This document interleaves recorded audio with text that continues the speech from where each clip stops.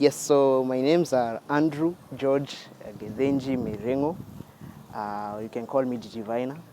Gigi came from George Gedenji. Yes, that's how it became Gigi Vina. I'm a content creator. I do short skits, comedies, and which I post on my social media handles. And I also do part-time mini-series and some small films. We do short form contents which are called vines.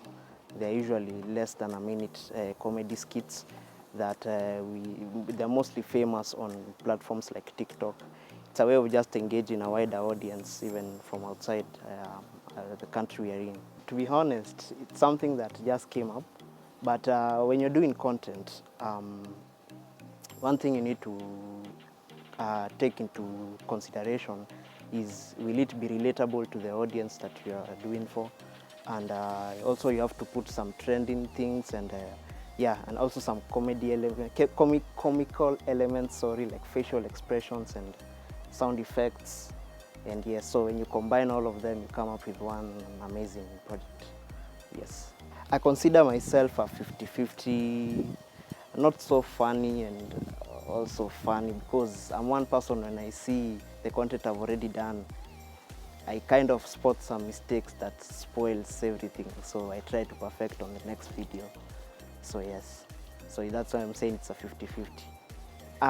My personality doesn't really show in my, it's like a character. It's like a different person that who is available when he's just in front of the camera. But I'm just a chill guy, a reserved, nothing much. I get my jokes from various places. As I said, I look at things that people can relate to. You can also recreate or imitate some trending things that are happening. That is like if you want to create some clout. And also you can jump into challenges like TikTok challenges, just a way of keeping your audience clicked to your content as always. Honestly, the first video that went viral, I guess it was back in 2019.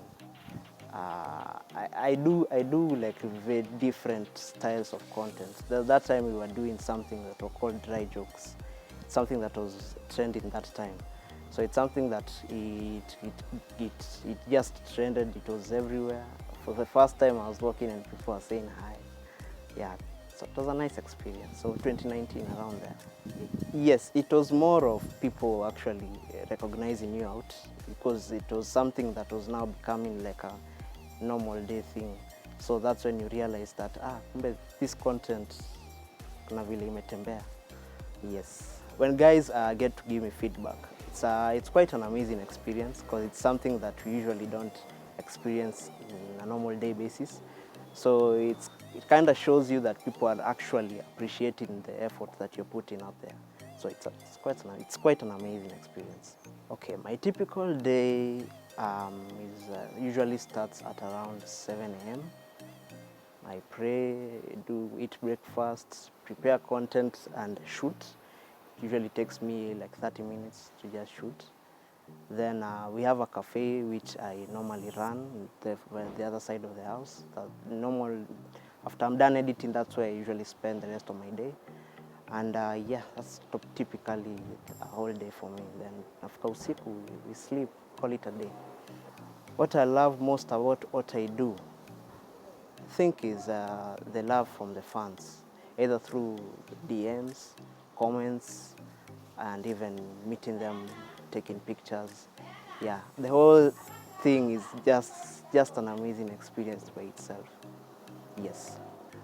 The fame doesn't really affect me as it used to back then. I think I came to a realization that this is like part of my life. I just have to be accustomed to it. Yeah, kitambo, especially during COVID time, it was crazy. We are using masks for our own advantages. Yeah, but now it's kind of normal. Yeah. So my journey started back in 97. I was born in 97. Yes, I am 26 years of age. Yes, my whole life I was brought up in Nairobi. I schooled in Nairobi, primary, secondary, I schooled in Embu, and I've gone to 2 universities, but sikumaliza, story for another day. Yeah, nilisoma in Mombasa, Technical University of Mombasa, and University of Nairobi. Yes, doing graphic design and mass communication at this other campus. But that's around the time now I started focusing on the comedy thing. It became more of a career. So I kind of dropped everything and focused. But I'm going back to school. Okay, when I was in primary school, our school didn't have so much clubs. I was in a scouts, but it wasn't a serious thing. It was like something I joined when I was just about to finish class 8. But now when I was in secondary, I was focused. I think the captain at one point for the scouts. We even went for national levels. So I was more of into scouts. At one point I was doing rugby, but when I went to Form 2, I got some injury, and then I was like, nope, I'm done. Yes, yeah, high school I enjoyed the leadership position for quite a while. Started in Form 2. Honestly, the reason why I wanted to join the prefects and the leadership thing is to avoid the duty cleaning and stuff. So it started when I was in Form 2. I got a small role for being a storekeeper. Saved me from washing the place. Form 3, I was an assistant school captain. Then when I was in Form 4, I was about to go to take the school captain position, but we were competing with a best friend of mine. And the only position that was available that had no other contestants was an entertainment captain. So I decided to take the entertainment captain, and I gave him the school captain. So we were like buddies when we were in Form 4, running the whole school and everything. Yeah. Honestly, when I was young, I had a dream of becoming a cardiologist. It somehow disappeared, and I died. I don't know why. Honestly, if you would have asked me that even 6 years ago or even 7 years ago if I would be doing comedy, my answer would have been no. Because this is something just scary that came up when I was in university. It was more of a passing time thing. And then it just matured to be something that it is now. So my parents' reaction, my dad that is, when I did my first skit, he was the first person I sent him. I got my editing and filming skills from him because he was a film producer back in the 80s and in the 90s. So I kind of emulated from what I learned from him. So when I sent him that video, it was a 50-50 reaction. He was like, why am I doing these things when I'm supposed to be studying? But then he was impressed because of the camera skills and everything. So he kind of just accepted it, and I started doing it full time. And he has always been my number one supporter. Yes. Amazing. Seeing you right now, being a celeb that you are, This makes him feel proud. At least the one thing he loves is that there's someone who took up from what he used to do, but doing something quite different. It's quite. I think he's just a proud dad. Yes, and he's a very supportive dad. One of my highlights is back in 2021 when I just started uploading my social media content on my TikTok page. At that time, I was already doing it for 4 years, and that's when things really exploded for me, even internationally. But I'll tell you more about it after the break. See you soon.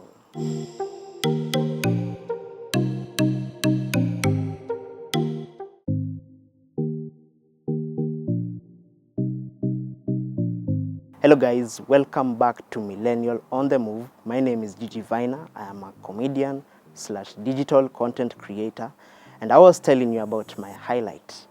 So back in 2021, as I had said, I had already been doing comedy for 4 years, but when we were starting, it was back in 2017. The only app that was famous for doing content was in Instagram. So we were only uploading on Instagram. YouTube was famous, but it was not known for posting short skits. So we avoided YouTube, so we just focused on Instagram. Until 2021, TikTok now was becoming a buzz. there was a friend of mine who was uploading my content on his pages, and he was getting millions and millions of views.